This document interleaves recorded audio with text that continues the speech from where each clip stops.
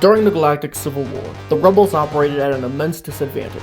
If post-World War II insurgencies on Earth were anything to go by, the Empire had a greater chance of victory than defeat. The rebels were also at a statistical disadvantage far more ridiculous than any modern war fought on Earth. The Galactic Empire had over 25,000 Star Destroyers at its height, each capable of overwhelming a rebellious planet by itself. With their 9,235 officers, 27,850 enlisted personnel, and 9,700 stormtroopers, the Imperial Army had over 242.5 million stormtroopers just aboard Star Destroyers. That's greater than the population of Pakistan. And don't bother mocking their aim either. While rebel propaganda might depict stormtroopers as being unable to hit the side of a barn, the US Army would kill to have the accuracy of the Empire's elite fighting force. And these capital ships certainly aren't lacking in firepower. During the New Republic's liberation of Kashyyyk, Grand Moff Losn Tolruk attempted to use 3 Star Destroyers to obliterate all life on the Wookiee homeworld. Individual Star Destroyers have been described as having the power to lay waste to continents and reduce civilizations to ashes. If the Empire attempted to conquer modern-day Earth, it would only take a single Imperial-class warship to kill us all. And that's not even discussing the Death Star, an orbital battle station capable of obliterating entire planets. Grand Moff Wilhelm Tarkin's destruction of Alderaan resulted in the loss of 2 billion lives in mere seconds. That's the equivalent of over 115 Holocausts, all taking place at the same time.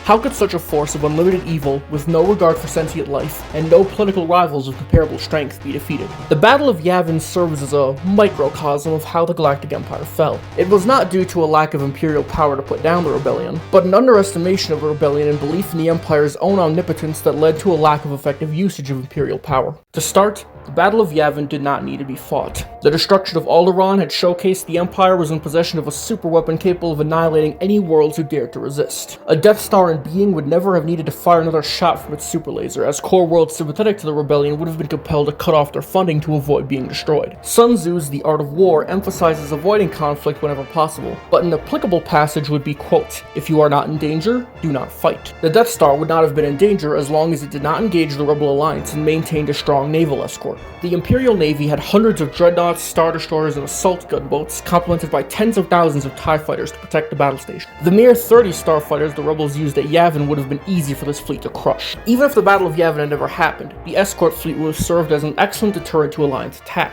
The Death Star's defenses were designed to repel enemy fleets of capital ships, but proved ineffective against starfighters. This would have made a starfighter-exclusive attack the only option for the rebels, who would have been forced to attack in order to have any chance of winning the Galactic Civil War. The Imperial Navy's massive presence, however, would have negated this deficiency in the Death Star's defenses. Sun Tzu wrote that, quote, "The skillful commander takes up a position in which he cannot be defeated," and, quote, "Those skilled in war bring the enemy to the field of battle and are not brought there by him." The Death Star, combined with its naval escort, would have taken up an undefeatable position and forced the rebels to the field of battle in a clash that would have pitted rebel strength against superior Imperial strength. However, Tarkin and the majority of the Empire's military leadership were incredibly arrogant. Despite General Cassio Tag of the Imperial Joint Chiefs warning of the possibility that the rebels could find a weakness via stolen blueprints for the Death Star, Tarkin persisted in his belief that the battle station was invincible, a belief supported by other officers in the Joint Chiefs. He chose not to take a naval escort with him to Yavin 4, believing it would not be required. After the Death Star exited hyperspace, the rebels launched an attack with 22 T-65B X-Wing fighters and 8 BTL-A4 Y-Wing bombers based out of Yavin's 4th moon on the far side of the gas planet.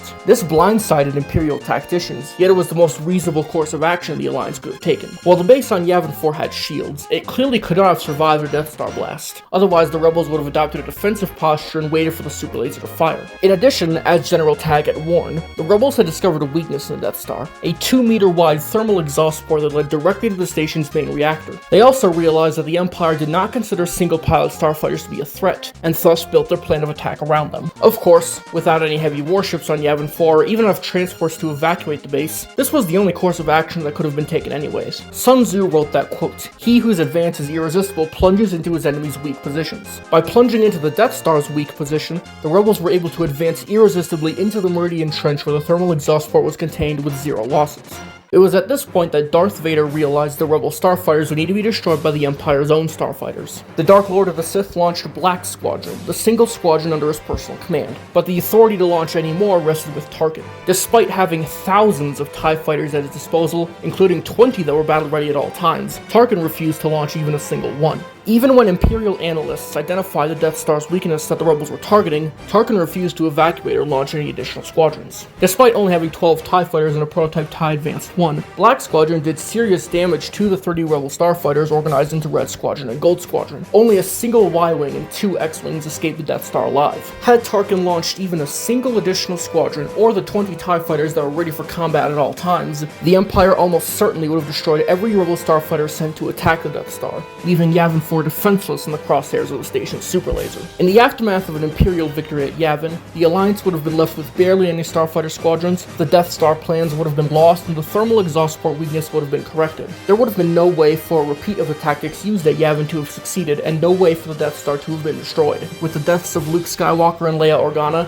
any hopes of defeating the Sith Lords in control of the Empire would have vanished. A Rebel defeat at Yavin would have meant defeat in the Galactic Civil War. The reason why the Galactic Empire lost to the Rebel Alliance at the Battle of Yavin is due to the arrogance of the Empire's military leaders, principally Grand Moff Tarkin. His belief in the invincibility of the Death Star bordered on delusion. Even when others pointed out that the station was vulnerable and urged alternative tactics, Tarkin remained adamant in the face of reality. Darth Vader's choice to engage the Rebel starfighters with his own squadron nearly saved over 1 million lives and over 1 trillion galactic credits, but he lacked the necessary force to get the job done. Tarkin's arrogance led him to underestimate the Rebel threat. His failure to see the path to victory that Vader and others showed him guaranteed his own death. Imperial leaders learned the wrong lessons from Yavin. They believed that a lack of overwhelming force during the battle was the cause of the Empire's destruction. This could not be further from the truth. The Empire was not lacking in power. It was lacking in a leader willing to use it intelligently. Imperial strategy following the Battle of Yavin became focused on beating down the rebellion with numerical superiority. Sun Tzu, in contrast, stated that, quote, "In war, numbers alone confer no advantage. Do not advance relying on sheer military power." The very next sentence in The Art of War, quote, "It is sufficient to estimate the enemy's situation correctly and to concentrate your strength to capture him," best describes why the Galactic Empire lost the Battle of Yavin. It was not the rebellion's tactics, Luke Skywalker's strength from the Force, or Han Solo's timely intervention that guaranteed the destruction of the Death Star. It was Tarkin's failure to estimate the enemy's situation correctly, and his own situation for that matter, and his refusal to concentrate his strength. I'm the Counterfactor, and thanks for watching.